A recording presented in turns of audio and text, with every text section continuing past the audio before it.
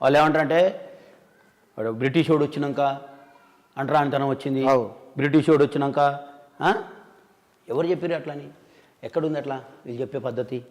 నేనేమంటున్నానంటే వేదాలలో కులం లేదు, రామాయణంలో కులం లేదు, భారతంలో కులం లేదు.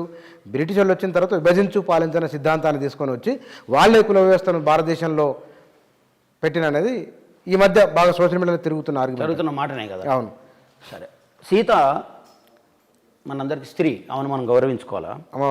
అమ్మవారు ఆమెను అడవికి పంపించింది ఎందుకు? ఎవరి మాటల ద్వారా?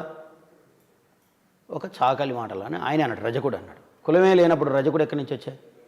కులం ఉంది, అయితే కులంలో అంటరానితనం లేదు అంటాడు మళ్ళీ వచ్చి. అది మన వచ్చింది బ్రిటిష్ వాళ్ళు వచ్చినాక అన్నాడు. ఓకేనా? ఒక శ్లోకం చదివి వినిపిస్తాను నీకు. వాసాంసి మృతచేలాని భాన్న భాండేషు భోజనం కార్ష్ణాయ సమలంకార పరివ్రజ్యాచ నిత్యాచ అన్నాడు. అంటే ఏమంటున్నాడు అంటే, చండాలుడు అనేటటువంటి వాడు ఒకడు ఉన్నాడు. వాసాంసి మృతచేలాని, వీడు ఎక్కడ నివసించాలి? ఈ చండాలుడు అంటే వీడి ఊరికి దూరంగా నివసించాలి అని రామాయణంలో ఉందా?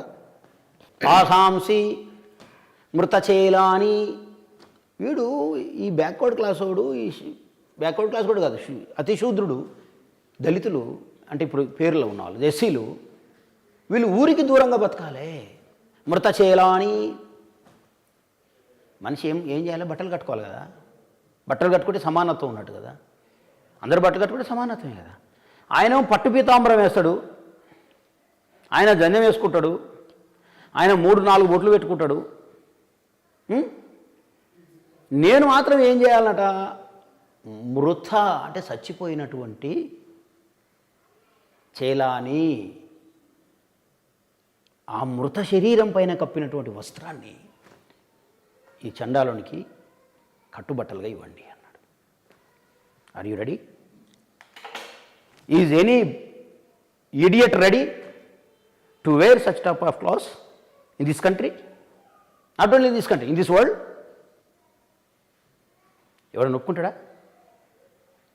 సచ్చిన శవం మీద కప్పిన వస్త్రాన్ని తిరిగి నీవు బట్టలు కట్టుకోరా అని నన్ను అంటే ఎవడన్నా ఈ ప్రపంచంలో ఎవడన్నా ఒప్పుకుంటాడా? ఎట్లా రాసినవి ఇది? అది రాసి బ్రిటిష్ వాడి మీద రుద్దితే చూస్తూ ఊర్చుకోవడానికి కదిరికృష్ణ లాంటి వాళ్ళు ఊరికే ఏమన్నా ఊరుకున్నావా? కానీ తోలు తీస్తాం, టైం వస్తుంది. ఇగో ఒక కథ నడుస్తుంది, నడవని. మేము దానికి వ్యతిరేకం కాదు, కానీ మేము మన ధర్మశాస్త్రాన్ని ఇంప్లిమెంట్ చేస్తాం, అదే గొప్పది అని మాట్లాడుతున్నారు కదా.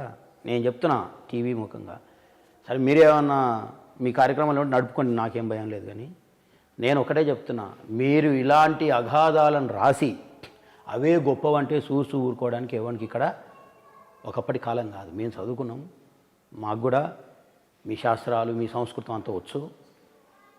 కాబట్టి నువ్వు శరీరం సచ్చిన శవం మీద కప్పిన వస్త్రాలను కప్పుకునే రోజులను తీసుకొస్తామంటే మేము ఇక్కడ సిద్ధంగా లేము.